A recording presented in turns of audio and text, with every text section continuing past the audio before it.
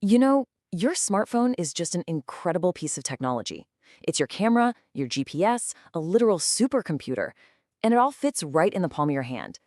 But have you ever really stopped and wondered how on earth all of that is even possible? Well, today we're going to peel back the cover and explore the hidden engineering marvel that makes it all work, the printed circuit board. So here's the plan.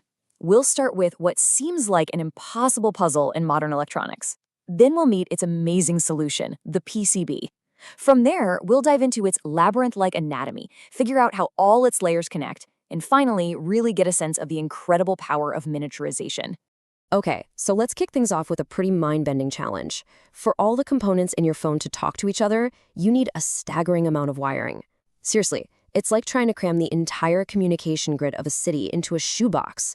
It just doesn't seem like it should work. And the scale of this problem is just wow. Get this. Your phone has over 110 meters, that's 360 feet of wiring packed inside of it. That is literally the length of an American football field. A football field's worth of connections somehow, magically, tucked away in your pocket. Right, so this brings up a huge question. I mean, look at your phone. You don't see a giant tangled mess of cables, do you? It's sleek, it's solid. So where in the world is all that wiring hiding? How is that even physically possible? Well, the answer is in an incredibly elegant and frankly genius solution, the printed circuit board, or what we call the PCB. This is the piece of tech that solves the puzzle. It's what allows for that unbelievable density and perfect organization. At its heart, a PCB is basically a super organized, multi-layered labyrinth. Its copper pathways act like a nervous system, letting every single component, from the processor to the tiniest sensor, talk to each other instantly so they can work as one single seamless machine. Now, you've probably heard the term motherboard, and it's really easy to get them mixed up, so let's clear that up. The PCB is just the bare board itself, the empty, unpopulated labyrinth of wires.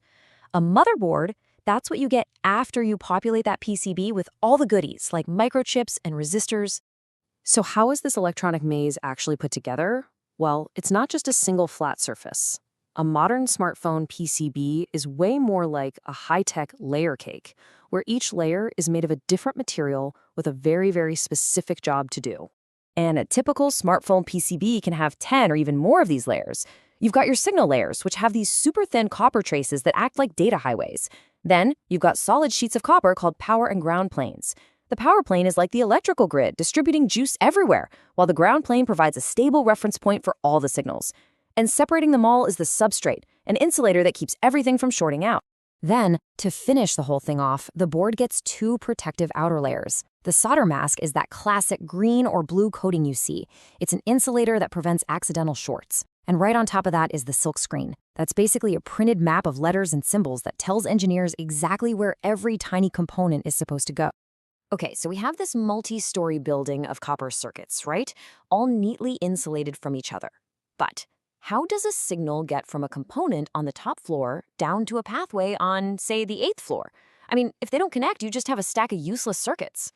The solution is a tiny but absolutely critical feature called a via. And honestly, the best way to think of it is like an elevator for electricity. It's a microscopic hole that's drilled through the layers and then plated with metal, creating a perfect little pathway for signals to travel up and down through the board.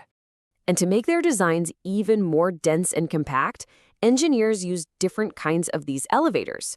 You have through vias, which go all the way from top to bottom. But to save precious real estate, they also use blind vias, which connect an outer layer to an inner one. And even buried vias, which are completely hidden inside, just connecting the internal layers. This clever trick is a huge reason that football field of wiring can fit in your hand. So now that we've gone through all the nitty-gritty mechanics, let's zoom back out. All of this incredible engineering, the layers, the invisible traces, the electrical elevators, this is what made the entire revolution in personal electronics possible. It's the reason a computer that once filled a room now fits so easily in your pocket. And just how small are we talking? Well, if you look at an X-ray of a PCB, you see these grids of wires running in every direction, on different layers, all packed impossibly tight. Many of these individual traces, these tiny copper wires, are actually thinner than a single human hair. The scale is it's truly mind-blowing. But it wasn't just the board that got smaller, the components themselves did too. We went from these older, kind of clunky components with long metal legs that had to be physically stuck through holes in the board to modern surface mount devices. These things are tiny, some are smaller than a grain of sand, and they get soldered directly onto the surface, which saves a massive amount of space. So the next time you hold your phone, just remember that hidden labyrinth inside. It's a pretty simple idea at its core, just connect parts with wires, but it took decades of brilliant engineering to get to the staggering complexity we have today. It all comes back to this idea. Consider the conceptual simplicity, yet structural complexity in the world around us. And it really makes you wonder, what other hidden marvels are powering the devices we use every single day?